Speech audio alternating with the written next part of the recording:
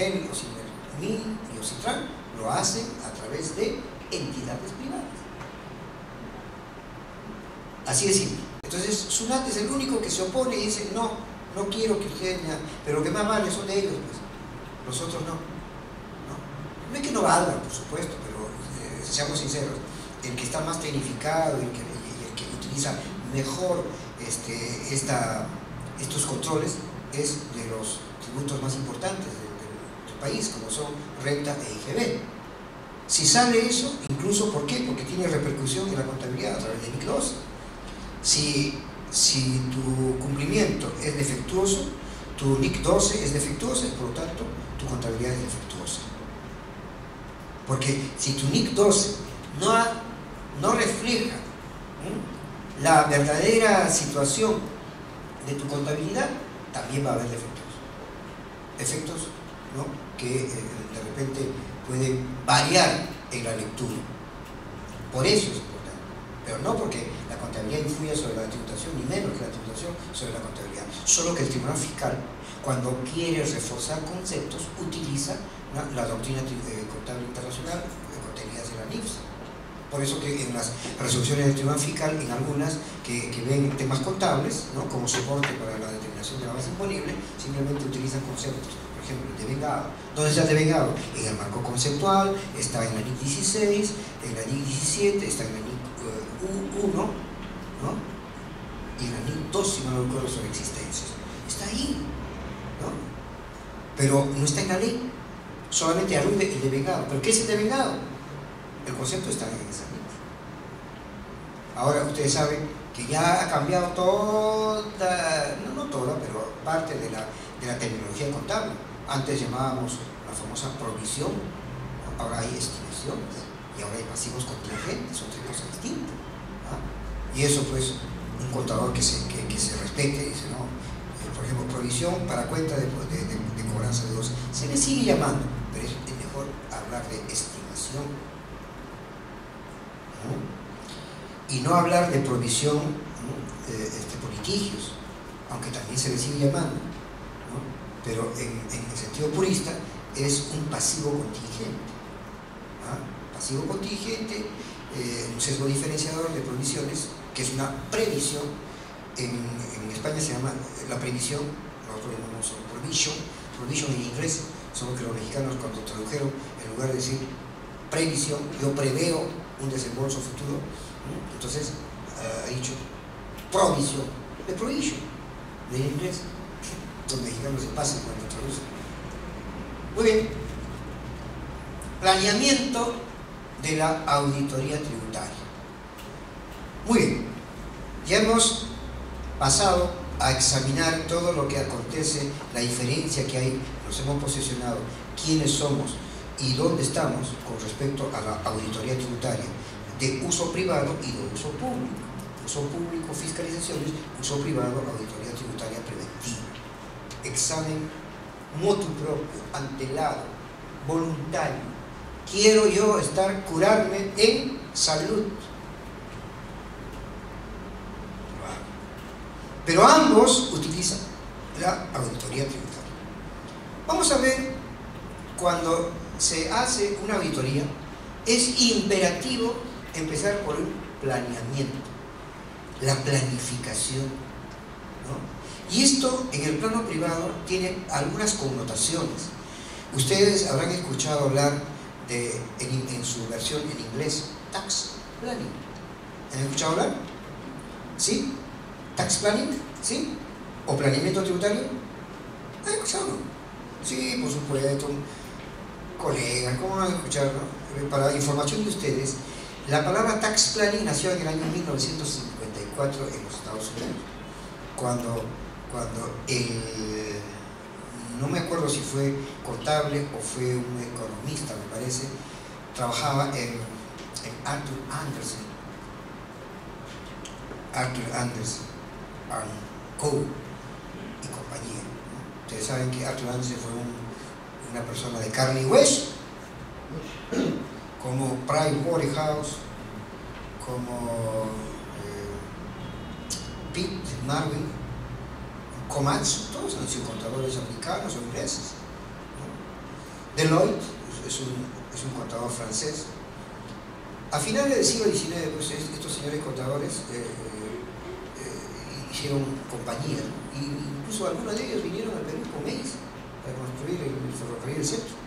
De modo que han sido contadores como Carlos, ¿no? Solo que han hecho sus sociedades y se ha globalizado, ¿no? Al punto que esos nombres, pues ahora, lógicamente suenan muy bien.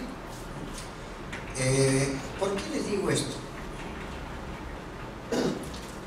Este señor trabajaba, creo, si no recuerdo, en Arthur Andersen, se llamaba O'Connor, Paul O'Connor.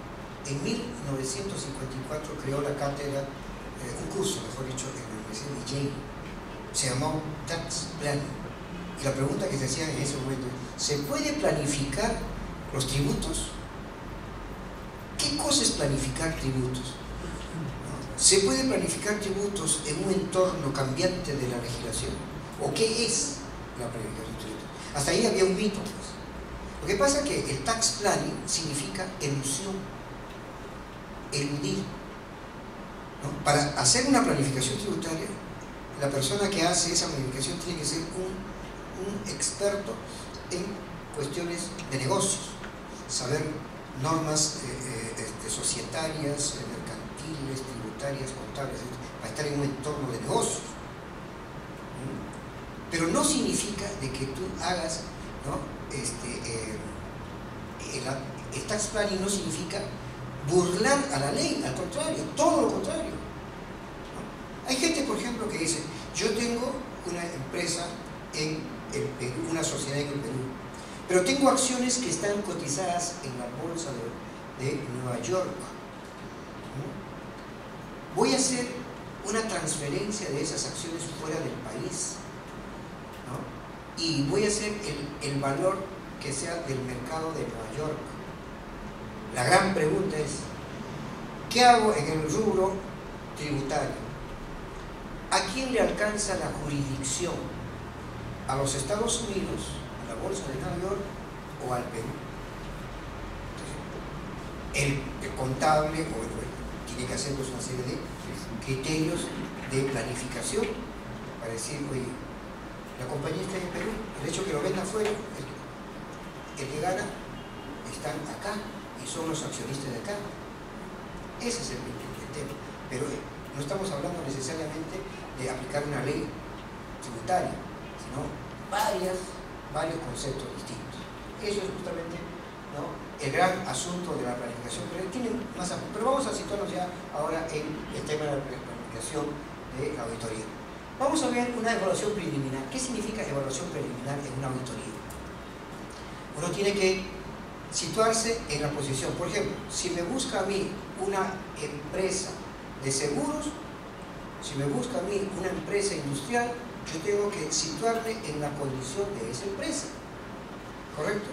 Por ejemplo, si me busca un CAFAE, ¿han escuchado hablar de los CAFAEs? ¿Ah? Para que me hagan, lo primero que nunca me van a buscar, ¿no? Pero imaginémonos que sea así, porque el CAFAE no es empresa, pues. Así es simple, y además no tributa renta, es como el sector público, ¿no? Sería una locura, pero pese a eso, los ciudadanos lo fiscalizan, pensando que es una empresa y encima le determina renta, la locura. Entonces, primero hay que posicionarse ahí, porque yo no puedo hacer auditorías para que no les sirva para nada. Lo mismo ocurre con los colegios profesionales. A los colegios profesionales no califican como sujetos del impuesto. ¿Por qué? Porque tiene la condición de sector público nacional. Es como un ministerio. Según el artículo 20 de la Constitución, los colegios profesionales son personas jurídicas de derecho público, igual que una entidad estatal. De modo que hacerle una auditoría, ¿para qué? Para nada. No le va a servir para nada. Entonces tiene que posesionarse. Entonces la auditoría, pues, significa primero ver quién es la persona a auditar. Eso es la evaluación preliminar. El conocimiento y el estudio de la información disponible sobre el contribuyente a fiscalizar. Eso es determinante, si no, olvídese. El auditor dispone de información proveniente de fuentes internas y externas, cuadro, resumen y detalle de las declaraciones juradas. Esto es importante porque esto se hace como una técnica, ¿no?, se le pide en el plano privado, auditores privados, en el plano público también, ¿no? Por ejemplo, los 5 últimos años de sus PDT. Se hace un cuadro Excel, ¿no? Por ejemplo, acá, la utilidad financiera, el primer ejercicio, ¿qué año estaba a punto de prescribir? ¿2005 o 2006? 2006. 2006 todavía está abierto a revisión. 7, 8, 9, 10 el último presentado. ¿Correcto?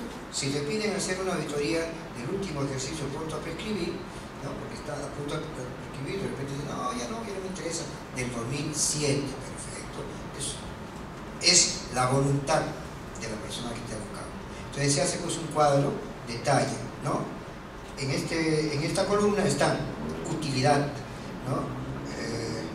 Ajustes impositivos de más, ajustes impositivos de menos, ¿no? Entonces vas poniendo ahí cada año y vas comparando y llega, en este año tengo el 50% más que el otro año y el otro año tengo el 50% menos. ¿Qué ha pasado? ¿Por qué? ¿No? Provisión, todavía vamos a llamarlo provisión, de cuenta de cobranza dudosa, ¿no? Tienes un año tanto y el otro tanto. Oye, un momentito, ¿qué ha pasado? ¿Has recuperado? ¿No has recuperado? ¿No? Eso te permite ubicarte en una auditoría para buscar cuentas o rubros de riesgo. Vamos a ver, por ejemplo, en la tarde, determinadas provisiones con efectos contables y no con efectos tributarios y viceversa, ¿no? Entonces, uno lo busca, pero basado en lo que ya te pasó. ¿Qué pasa si un ejercicio ha sido fiscalizado y el resto no? En base a la fiscalización del ejercicio, ¿ya? Entonces hay ajustes o observaciones o reparos también, para que nos entendamos, lo que te ha hecho ya la zona y lo pones, ¿no? Reparo tal, pero tú no lo has considerado, pero estás en el último ejercicio. Y dices, un momentito, ¿por qué la zona me ha hecho esto? Y yo no lo he advertido, o si lo he advertido, ¿no? Entonces, en la auditoría tributaria preventiva dice, oye, tu talón de Aquiles está acá y hay que puntualizar acá. Vamos a ver qué pasa este año. Ya, el que pasó, ya te han determinado. Pero este ejercicio, a ver qué ha pasado. Empezamos a revisar. Por eso es una técnica, por eso el control es selectivo y técnico. Porque no es así, que yo ya, te voy a examinar, no. Así no es. Para hacer un examen preliminar en la planificación, primero, como ya hemos dicho, ¿calificas o no calificas como contribuyente? Partiendo de esa premisa. Por ejemplo, si eres una asociación, aun cuando no califiques porque tienes tu resolución, que dice está exonerado del impuesto a la renta, pero yo preferiría que hagan una calificación de esa entidad, ¿no? ¿Sabe por qué? Porque muchas veces, ¿no? De repente tenemos esto, pero hemos cometido errores y una auditoría, porque hemos hecho a una asociación, porque reportaba, era lo que llamamos vulgarmente una ONG, pero era Asociación Civil Sin Fin de Lucro constituida en Perú, pero para propósitos internacionales hay la tecnología esta, lo que se llama organismo no gubernamental, es un mero nombre. Entonces, hicimos una auditoría, descubrimos, Dios mío, cualquier cantidad de cosas locas, pero eso porque lo pidieron en su central, ¿correcto? Muy bien, y también descubrimos cosas locas, pues estaban declarando renta cuando no tenía renta, etcétera, etcétera. Entonces, eso es lo que hay que tratar de minimizar o en todo caso sortear. Entonces, vuelvo al cuadro Excel por cada rubro, ¿no? Y cada año si se repite o no se repite. Entonces, eso me va a dar a mí como un GPS para decir, oye, ahí está. Hay un rubro que hay que profundizar, no es tan simple. ¿Por qué? Por ejemplo, tengo intangibles de duración limitada y otras de ilimitada. ¿Y por qué no me lo permiten? ¿Qué ha pasado? Entonces, ya en la auditoría empezamos a ver si tiene o no razón la SUNAT, porque de repente no tiene razón, porque no todavía pues, podemos tener el atributo de ser infalibles, ¿no? Entonces, vamos a ver si tiene razón. No, acá tiene razón, olvídate. No, ¿Dónde vamos a certificar si es un intangible de duración limitada o ilimitada? NIC, ¿cuánto? ¿Se acuerdan? NIC, ¿38 o 39? No, 38. 39 es instrumentos financieros. Bueno, lo felicito, te está pero mosca.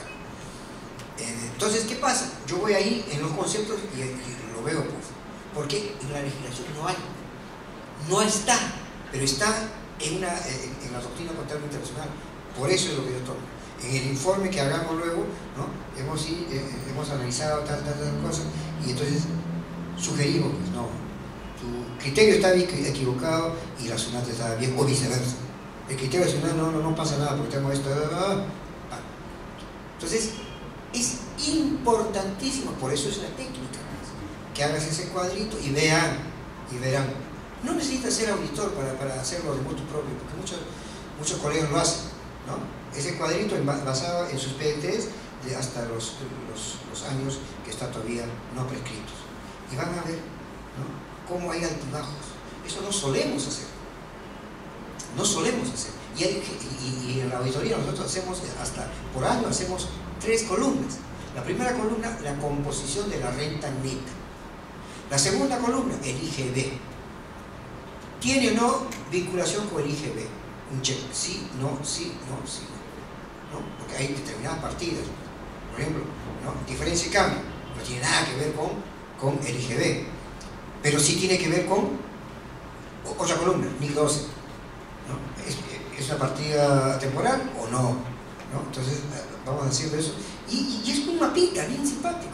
Entonces, por ejercicio dices, renta neta, IGB. ¿Por qué?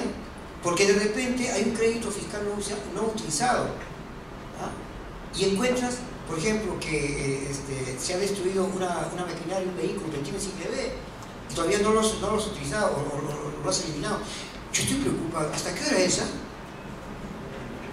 ¿Hasta qué hora tenemos?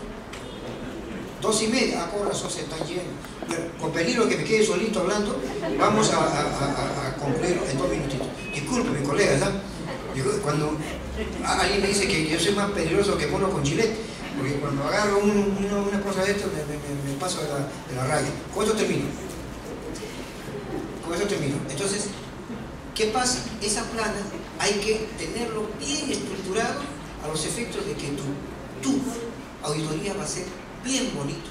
Y no solamente vas a determinar las bases imponibles de renta de IGB, sino también NIC 12. Vamos a seguir conversando más tarde. Tengo unas pastillas bien bonitas para que se quede. Bueno, yo no sabía, pensando que era más tarde, y disculpe, Mavi, con razón, pues el reloj biológico, la gente tiene hambre. Por eso seguimos. Muchísimas gracias y nos vemos en la tarde, ¿le parece? ¿Ya? Muy amable, muy gentil, hasta tarde.